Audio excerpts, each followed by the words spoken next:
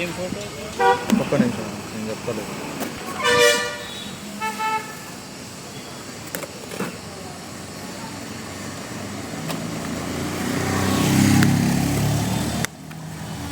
Phone ఉన్నాయని ఎట్లా తెలుస్తుంది?